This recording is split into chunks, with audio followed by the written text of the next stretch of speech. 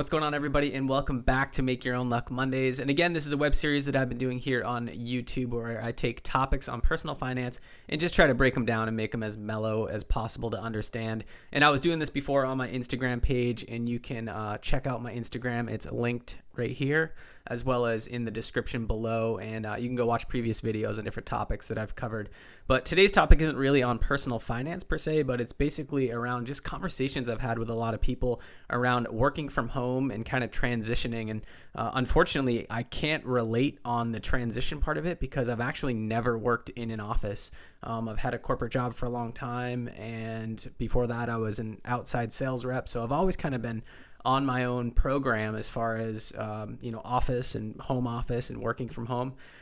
So all these people from the pandemic that have basically had their worlds flipped upside down and so used to the office environment and going in at 7 or 8 and leaving at 5 or 6 and just kind of that schedule, they're now trying to figure it out on their own, and how does that work? So a lot of people have kind of reached out just asking for some tips and what do I do and what are some of the things. And I think, to be honest, you could probably have a couple of videos on this because there's the fundamental kind of foundation stuff that I'm going to talk about here today, which is kind of stuff that you can control.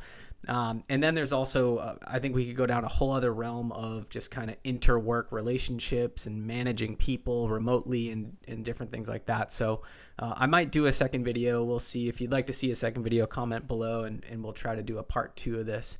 But I wanted to give kind of the top 5 things that I would think about when working from home and what I think is important. So number 1 is going to be having a morning routine.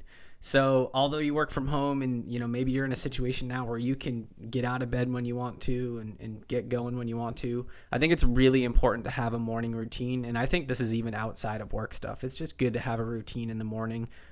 Try to get up early, try to get some exercise in, or, whatever you do, meditation, different things like that. Make a nice healthy meal, but try to stay on a schedule where you have a routine in the morning. And I think that'll help a ton because, if you get out of bed late and, this will kind of go into number 2 here, but if you kind of get out late and you never get out of your PJs and you're just kind of, moseying around until you get going at work, that's how your day is going to go. You're just going to constantly be just kind of in this weird lethargic mode throughout the day. So having a routine, getting up, getting after it, and getting going is really important. So number 2, kind of just talked about it a little bit there, is get dressed. Actually get up, get dressed. It's not like you need to, and maybe you do for whatever you do for work, but I don't think you need to get into a suit and tie and all this, but I think it's, get into some appropriate clothing that just isn't sweats and start your day because it'll make you feel more effective. It'll make you feel like you're coming to work, you're ready to present if need be, whether that be on a Zoom call or something like that. So number 2 would be getting dressed and getting out of those PJs. Number 3 is a big one, and it's interesting because people in the city seem to have a harder time with this, or in metro areas that are living in apartments and different things like that, but having a dedicated workspace. So this is absolutely key. If you're planning to get off the couch and just use your kitchen table or this or that, it's going to be tough. You really want to have a dedicated spot that you can go to. Not everybody can have a home office, that's a fully separate room, separate deal. But go to where you can work and you can concentrate and you can be productive. And sometimes this is a coffee shop for people. Sometimes this is, in the back of their Sprinter van. Or sometimes this might be the kitchen table, but it's dedicated and it's been taken over as a workspace. So having a dedicated workspace is absolutely key. Number 4 is going to be finding a schedule where you can maximize the amount of output that you have.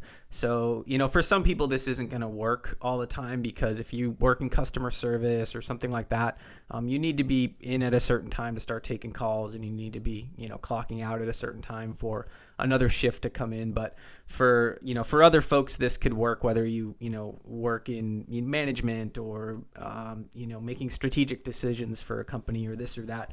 But figuring out when you are the most effective. And I think this is actually this whole situation of a lot of people now working from home. They're figuring out that, hey, like maybe I wasn't the 9 to 5 guy. Like I just don't produce as well from 9 to 5. And I can bust out emails from 7 p.m. to 11 at night. And that's when I'm the best at it and I'm good. And I can then shut my computer and go to sleep and have a sound sleep.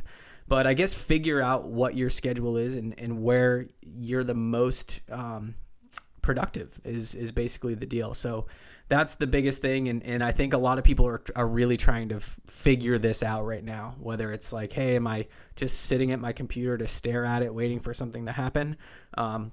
Or, are you more productive in different, maybe it's super early in the morning. You get up at 5 a.m., you have your morning routine and have some time, to be away from the kids or be away from, the family. And then you just get cranking and you crank out from 6 a.m. to noon. And then you're just like, hey, that's what I got. Like I gave it all right there. So biggest thing is to just kind of figure out how that all works within your job, within your work environment, within your team and all that as well. And then the last thing would be to basically take breaks. To understand that you just don't need to sit and stare at your computer or, just be sitting in one place waiting for things to happen or just constantly analyzing or whatever you do for work. You need to take some breaks. So make sure you're getting out of your workspace. That's the biggest part there is you want to make sure that you're getting out of your workspace. And, going out. So if you want that, midday run to just go out and blow off some steam or a bike ride, or you go take that, middle of the day yoga class. If your schedule works out and it makes sense to do that, absolutely do that, because you'll be able to do some shorter sprints to work really hard in a short period of time, then take that break to relax and then come back and do another sprint, and your body and your brain and your output will just work a lot faster and more effective that way. So that's kind of the top 5 things I think from working from home. They're very fundamental. And I think, again, I'll probably do a part 2 to talk a little bit more on actually working with your colleagues and how to be effective and how to navigate your organization. I think that might be interesting as well. Again, if you want to see a part 2, comment below and we'll try to bust it out. But that's all I got for this week. Thank you guys for subscribing to the channel. And if you could like this video and sign up for notifications, that would be huge. And we will see you next week right here on Make Your Own Luck Mondays.